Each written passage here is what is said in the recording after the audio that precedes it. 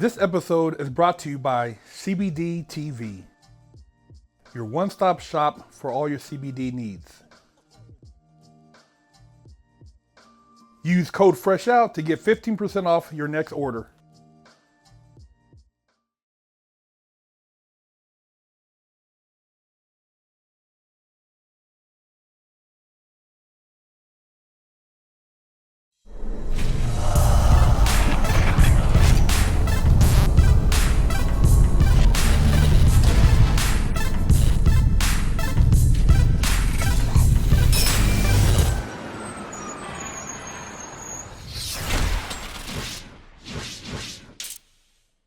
He goes, what about your guy? Now I'm thinking, oh shit. What if it was on my end? What if it was that kid that went to the fucking airport and took it off the airplane that easy? But you'd have to repackage everything up and put it back. Just you cut a corner. Oh, it's so easy. You cut a little corner because it's wrapped like 16 times. Yeah. Right. You got a rubber first. It's wrapped. Then you got a rubber bladder. Right, it's stuck in a rubber bladder like a balloon. In case it hits the water. Then they wrap it and tape 10 more times. All you got to do is cut a corner. Right? Take a gram out. What's a gram? Nothing. And put a little bit of clear tape. Wrap it again in that original tape. It was boxing tape. You know that brown boxing tape? That ripped through. Redo it. You would never see it. You'd never know. It looked original. So when we cut from the center, you go open a window in the middle. No one cuts from the corner. Cut the middle, pop it open. But when you go to weigh that sucker, and it's off, you open the whole thing, weigh just the Coke. Forget the tape. $9.99. So he said, all right. He asked me, what about your end? Can it be on your end? I said, listen, I can't say 100% that this kid didn't do it, but this is what I do know. If someone's going to rob us for a gram, why didn't he just take the whole fucking load? He had it in his hands. He could have just left. Yeah. That doesn't make sense. What about the window, too? The window from the plane, What do you mean? The window from it going from him to you. You know what I'm saying? There's where it was. That's where it was. So he knows when it goes from him, so many people see it. A, B, and C, these three guys. Then it goes to whoever it's got to go to over here for transportation. Then it goes to this person on the dock.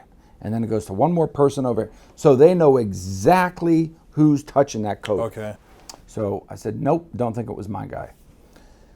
So he goes, all right, he's got one guy that he's going to kill anyway. That was part of the group. Somebody right? Wants to get rid of him. This guy was getting killed anyway. He did something really bad. So he rounds everyone up who put their hands on it. And a part of that roundup, one of them was his cousin, a cousin of his. And in the roundup was one of the guys he was going to kill. Anyway, this guy was going to die anyway. So, they stacked tires on top of them. Right? So they're all stuck with car tires on them in the fucking jungle. And he says, someone's fucking stealing. Which one of you is stolen? And they're all swearing to God. And he goes, well, this is what's going to happen. If I don't get the fucking answer, every one of you dies and every one of your family dies too. Everybody. So I want the answer. And the people who didn't do it, what are you gonna do? So someone in there. So he takes the first guy that was going to get killed anyway, and he says, gas him, and he light him on fire. And let the other fucking guys watch. Then they're going to go to the next one. Until someone, listen, he goes, either you all die and your family, or one of you become a man and just say who it is, and I'll put a bullet in your head. How you want to go? Hey, watch this motherfucker just smoke, right? A bullet or gas? One guy, it was me. His own cousin. God. His own fucking cousin. Was stealing. His own cousin. He goes, it was me. And he's begging and begging and begging. Now he can't not kill him. He can't not kill this guy. But his family member. His fucking family member. He can't not kill him. He's got everyone watching, everyone there with the fucking machine guns. He doesn't kill this guy. He's fucked. That's the way the cartel works. You show that much weakness. That much weakness to take over. You're fucking finished. You're done. He's done. He's done. Yeah, he's done. He's fucking done. They will shoot. They will fuck you up. Right? So he had to end up taking out his own cousin. Just like that. And then I called him. He called me back, and I could tell on his end he was choked up. And I was like, oh fuck. And I said, what happened? He goes, he mentioned the guys. I says, no. He's like, yep. I couldn't believe it. I said, all right, let's do this thing anyway. So we go to he just tells me, go over here and go to a place, drop it off, boom, boom, boom. Here's the dope. Go back a few days later, grab the money. There's no exchanging of money and any of that shit like that. So when I go to get the money, got to bring it back to count it. We count it by hand. Funny thing about drug dealers back then, it was really odd. They were afraid to have counting machines. They wouldn't like dumbest, like I just didn't. You get caught with a counting machine, you'll get 20 years. And I'm thinking to myself, you get caught with 20 fucking kilos, you get 20 years. What do you cared about a damn counting machine, right? We've been in the room for days counting money, days. Your thumb is cramped, right? And then imagine after all that counting, it's short. Oh my God. What do? You got to count $10 million and it ain't in hundreds. Like it's coming. Yeah. It comes off the streets. We're talking fives, ones, tens. Oh, everything. You're lucky to get $100 bill. All right. So I get this shit, and he goes. I call him up. So I got the paperwork, but it's not in order. And I'm just telling my code, it's not signed. Everything's out of order, disorganized. You tell the guys next time, make sure all the paperwork's lined up. He knows, hey, this is it's probably crack money, right? Mm-hmm. So here I got fives, ones, tens, all bundled up, not even in order, not even like all the tens together. Just wads. So you got to divide everything up. I got to divide it all up and count it again, right? I'm like, fuck, I'm there forever. So it's finally $2,000 short. I said, hey, it's $2,000 short, and I'm not counting this shit again. They call, it's $2,000 short. That much money, they don't give a fuck. They said, fuck, 2,000. Here's the 2,000. So it's not like we're going to recount for $2,000. Yeah. It wasn't 200,000, 2,000. So as far as the incident leading up to you catching your federal indictment, what was that incident that kicked that whole federal charge off? Okay, this is probably the best story ever. There was a guy named Mario Adamo. We're going to start with him. Okay. Now, Mario Adamo, he was just it was like me type of guy. You know what I mean? He knew everybody, right? But he knew everybody everywhere, not just Florida. He was selling coke, heroin, you name it, all right? And he got busted. He did time. He did 15 years. He didn't snitch on anybody, mm-hmm. And he got deported. So he looked legit, right? But so when he does his time, he goes back to Italy. He's facing life in prison for charges from Italy. Damn. Okay, I don't know what the charges were, but it was life in prison. So he picks up the phone and calls our wonderful government and says, hey, if you can get me out of prison in Italy, I'll come down there and I'll take down every fucking crew you can fucking think of. Wow. So our FBI goes down there and starts talking. Okay, so what do you know about this? Because he didn't talk before. Yeah. See, he did his time. Did 15 years, didn't say nothing. Didn't say a word. Didn't see. If he was being smart, which he could have been tactical, said, well, let me do my 15 and keep this in my back pocket. Maybe, I don't know how, because he could have talked them, but he would have done 5 and got deported. And then what? Now he can't. Or not got deported at all. They might have given him a new identity. They could have. It could have, but he did his fucking time. But he hit Italy, got a life sentence. He was looking at life. It's on. This is an easy Google. It's right there. So he goes and talks to the feds, and they say, "All right, deal. We'll get you out." They bring him over to the U.S.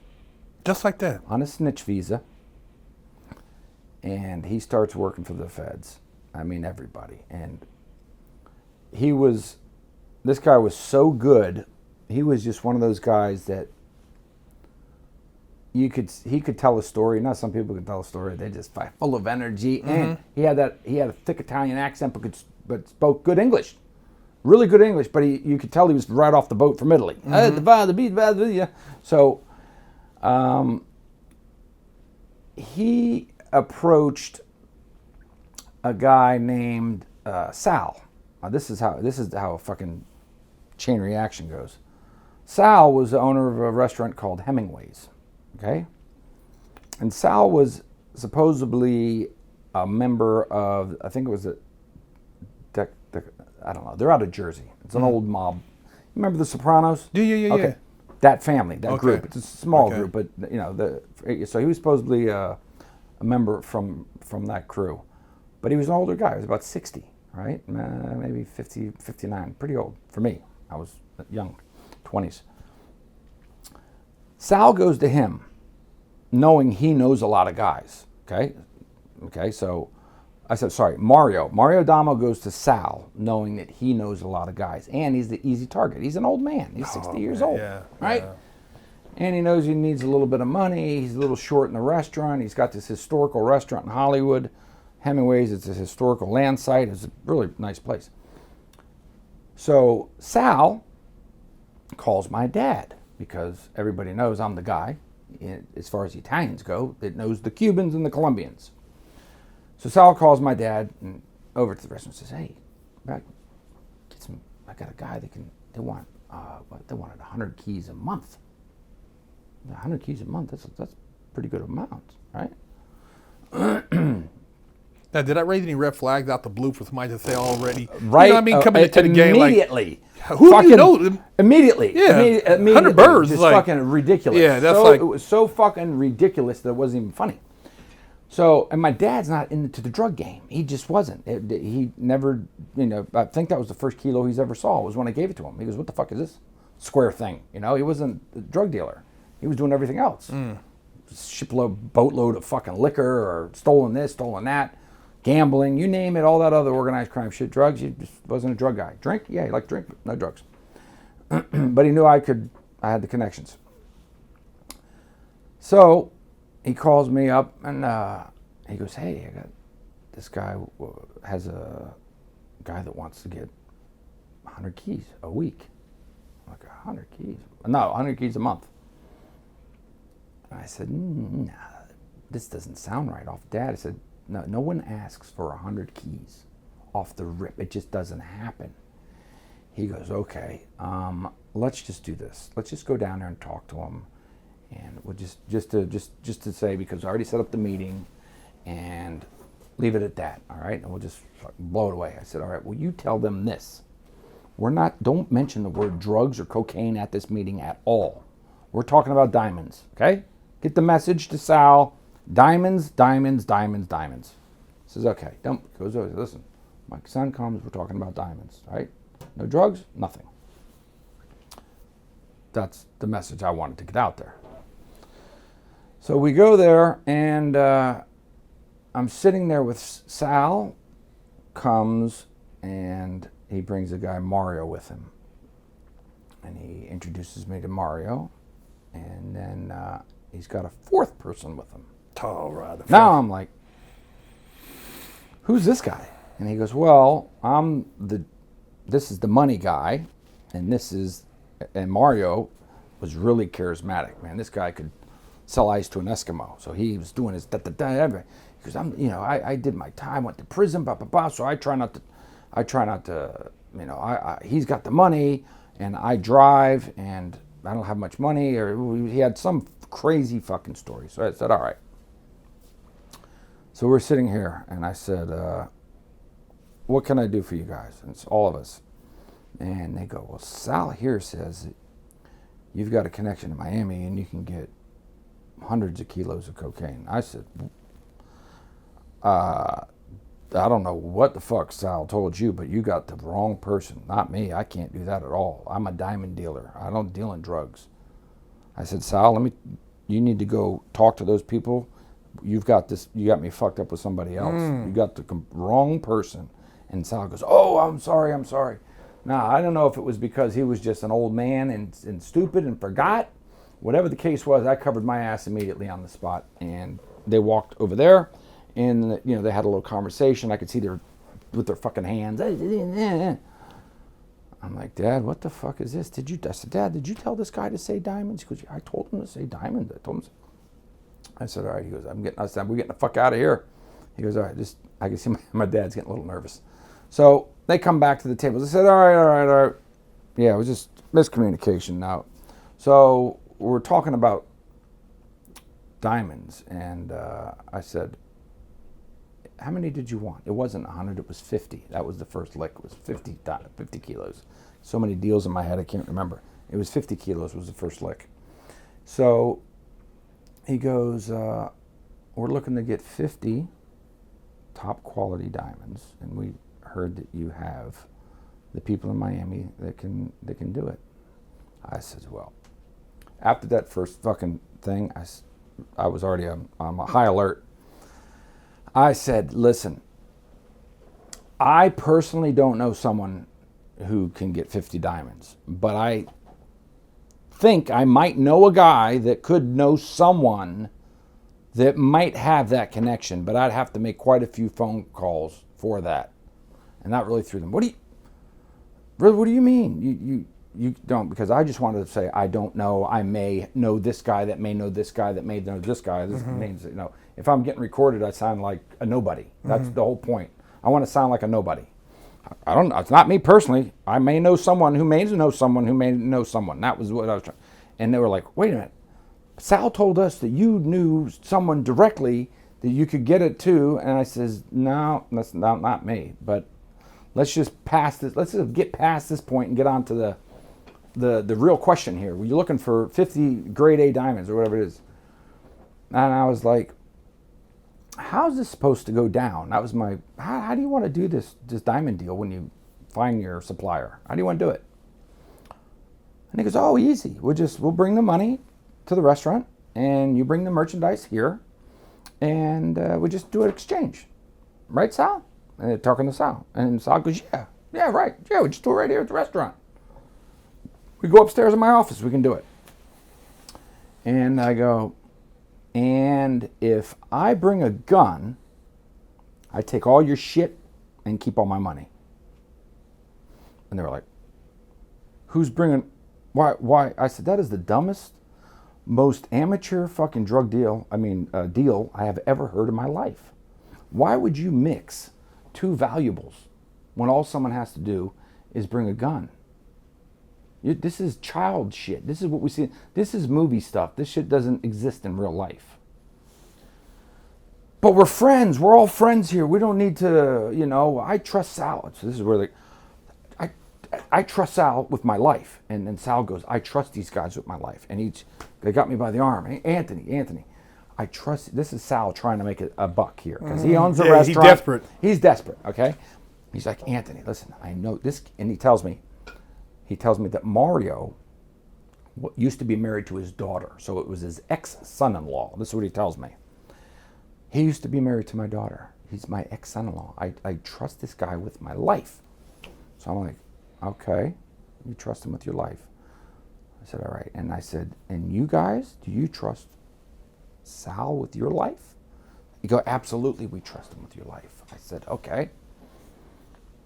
I got some. So if you guys trust each other with your life, and I said, what's it hypothetically? What if something was to go wrong? And he goes, would you put your restaurant up for collateral if somebody lost the money or the diamonds? Absolutely, blah, blah, blah. 100%. My restaurant up on collateral. I just don't worry about this. So I went back and I looked at Martin, and I was the one guy. I said, okay, so you trust him. Everybody trusts each other with your life here. I said, because right now I don't trust any one of you motherfuckers in here because I don't know you, and this is amateur. I said, so if you trust him with your life and you trust him with your life, I got the best scenario. Why don't you give him the fucking $750,000 and fuck off, and then Sal, you can give me the $750,000 because he trusts you, and then maybe the guy that I know will give you the diamonds. How about that? If you trust him so much, give him the money and get out of here. That stops the whole conversation. Oh, well, we can't let the money go. Well, then you don't trust him. He's putting his restaurant up. Yeah. What do you mean? He's putting his restaurant up for collateral. You trust him with your life, but you don't trust him with $750,000? I said, this is a fucking joke. So we went back and forth. This is blah, blah, blah, blah, blah. I told my dad, this is no good here. You kind of felt the vibe? Oh, God, did I felt the vibe. I felt that fucking vibe. So we went back and forth, and he even tried to say, listen, Anthony,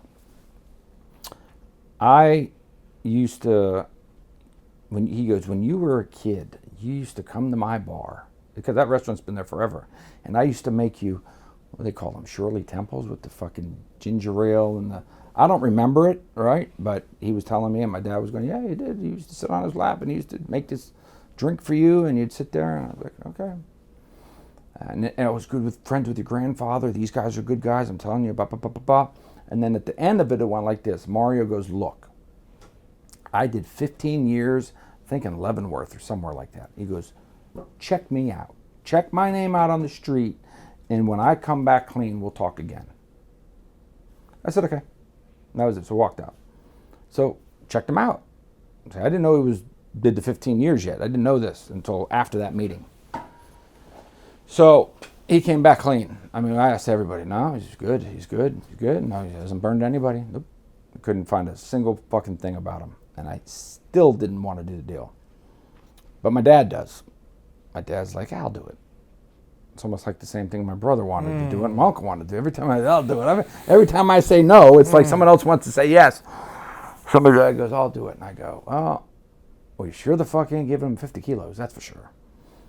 He goes, they just want one. I said, I'll give it to you, Pop. If you want to do this, I'm telling you, don't do it. It's not worth it. He goes, what do I charge him for it? Wow. He goes, what do I charge him for it? I says, I'm going to give it to you for 17. You give it to him for 18.5. You make $1,500. I said, it's not worth it. No. He goes, but if they can push that much, 100 kilos a month. Now he's putting the numbers into his head, like everybody else does. Yeah, it's the greed factor. Doing the math. Yeah, you're doing the math. And he said, man, if I could do just a couple licks here and there. These guys in Colombia are, it's $1,500 a key, and by the time it gets to Miami, they may have spent $6,000 on it. They're making big money. They're making $10,000 a key. They're not making $1,000. When a guy gets it in Miami, when we get it, and you're selling 100 keys, 200 keys, 1,000 keys, you're putting $1,000 on it, and that's it. Wow. So they're making 10,000. You're making 1,000. Yeah, because they're taking all the risk. All the financing the whole thing. Yeah. They've got to pay. They got to pay the guy that produces it. The farmer gets a couple $100 a pound. Yeah. Right, and the maker, and then the transport, and then you've got the cartel is almost structured like the Mafia. There's a nice structure to it. And but the rules are different. Don't let me get on the cartel track because that'll be a whole nother one. Let me get back to this story. We're going to talk about the cartel later. So I said to my dad, I said, okay, you want to do it? Go for it. So we've got Hemingway's here, and I believe it was either the American Legion or the VFW. It was one of the two bars. They're next to each other. So my dad goes, just meet me over here. And then he'll just all he has to do is walk across the parking lot. They're right there. I said, all right, so go over there. He's sitting at the bar. I said, here's the keys to my car. He goes and grabs a bag. I get in my car and I leave. I said, call me when you're done. Right? I knew, yeah. I said, call me when you're done. Yeah. Calls me, gets back to the bar. He calls me. He says, I'm done. I got the cash. I said, okay, I'll be there in a couple hours. I should not arrest him. I'm going to take. So I go back, all there in hundreds. So I walk out, I got 17,500 or 18,000 in cash. Now I'm starting to wonder here, wait a minute, maybe these guys are for real. Because I've heard of cops letting a little bit of money go to do it, to set something up bigger. Mm-hmm. They're allowed to let a little bit of money go. Big buy. They'll let out a couple thousand to get in it, right. I haven't heard of anyone letting out it was about 18,000. They let out 18,000 go. So I'm starting to think maybe they're legit. They gave out that 18,000 and didn't ask a question. So I'm thinking, maybe they are for real. Now my greed factor starts kicking in. So then I was like, all right. And then I do the math. Fuck. So my dad we go back and forth, me, my dad, and I said, all right.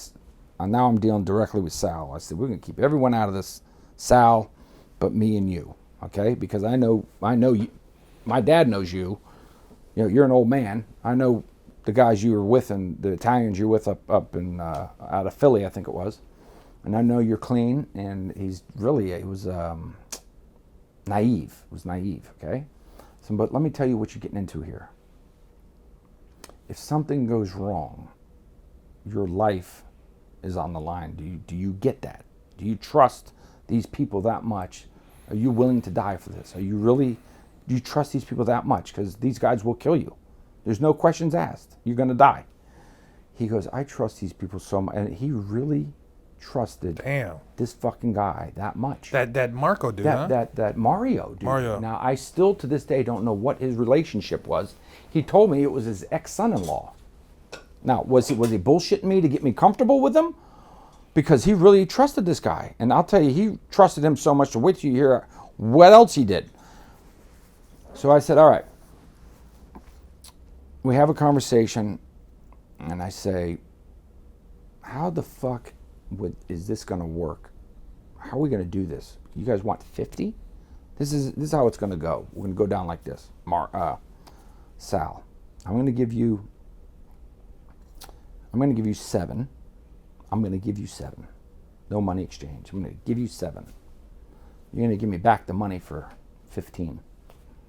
Then I'm going to give you another, 20 until we hit the 50 mark. Right? That was my plan. And they didn't like that. They go, it's too much driving. I'm like, well, then let's just go with the fucking 7. I'll give you 7 and call it a day. We ended up agreeing on 7 at the first shot. So I give Mario his shit. Not Mario. I give Sal his stuff, and I said, Sal, you're on the line. He goes, okay. I said, what time is the deal going down? He says, 12 o'clock on the dot at his house. I said, you call me as soon as it's done. I'm not going to be anywhere around. So he's got it. And how it went down was, because I wasn't there, apparently they pull up to Sal's. He lives in like an apartment complex. And they call Sal. And they say, Sal, we're here. We're in the front. Sal had the dope in a bag. The plan was, the one guy in the front, which was the guy named Alex. He was that fourth guy at the meeting. At the meeting, I've got to back up. At that meeting that we had, that first meeting, yeah, I said this whole fucking thing is a hypothetical, and I said about the guns, and I said, and we all started arguing. I said, I think this guy's a fucking cop. I pointed him out. He's a fucking cop. Then we screamed and screamed and screamed and screamed and screamed. And then after I spoke to Sal, I said, listen, as long as that fucking Alex guy, he's got nothing to do with this. It's just you and Mario, right? Sal goes, yes, just me and Mario. Alex has nothing to do with it. He's completely out. Just me and Mario. I said, I don't trust that Alex. I don't trust him. So the day comes. Sal's supposed to come out of his apartment, and the money guy gives Sal the money, and then Sal's supposed to give the dope to the guy behind him so he can drive off. That's one guy has the money, one guy's the driver. It's strange, okay, but this is the story I get after the fact. So Sal says he walks up to the guy, and he tells me, Alex. So he walks up to Alex. Alex wasn't supposed to be there. This guy thought was a cop. And he gives him the dope. He shows him the dope. Alex shows him the money. And he goes, okay, I'm going to go and give it to Mario, which was the car behind him. I'm going to go, so he's the driver. So I'm going to go over here and give it to Mario. And then Alex says, don't worry about it. Just give it to me. I'll take it. Just did a quick, just like that. So he gives him the bag of money. He looked inside. And instead of Sal taking the Coke bag and giving it to Mario, Alex took it. So it was just an exchange between the two. All right. So to Sal, it was probably like, I don't give a fuck. I got the money in my hands. It doesn't matter who's driving it, right? And he's supposed to give it to the second guy behind him, but instead he gave it to the driver. So it was an exchange of money between the guy you didn't trust. Guy I didn't trust. So hands him the bag. He looks inside. He's got the money. Guy takes off. Then Mario pulls up. I said, where's the dope? And Sal goes, what do you mean, where's the dope? Just gave it to Alex. He goes, no, you're supposed to give the dope to me. He goes, well, he gave me the money. He looked in the fucking, no money. bag of just hundreds on top, fake shit in the bottom. So looked like the money was there. Oh shit, like bundles, fake bundles. Fake bundles, fake bundles. So now this guy takes off with the dope. Mario's sitting there going, "You're supposed to give the dope to me. I'm supposed to be driving." So now Sal's like, "Oh fuck, I just got ripped off." Now we have an old man here that just trusting everyone with his life. And you got Mario, this snitch working for the fucking government, and this guy who takes off with all the dope. Well, who was that guy? That was the agent. I was an agent. I was an undercover agent. So he made it look like a fake money deal and took the fucking... Make it look like a ripoff. Okay, so this is what these fuckers were doing. So now Sal almost has a heart attack. Oh, man. Goes into the house and calls me, right? And he's got this cocksucker Mario with him. And he's hyperventilating. And he goes, I've been ripped off. Oh my God. I said, what? What are you talking about? They ripped me off. I said, Sal, who ripped you off for what? They took everything. I said, Sal, come over right away. I said, listen, I'm not even near you. I'm in Miami, first of all. Second of all, I gave you cash. I said, I gave you $120,000 in cash. I gave you a loan. I don't know what you did with it. If you got ripped off, I don't want to know nothing about it.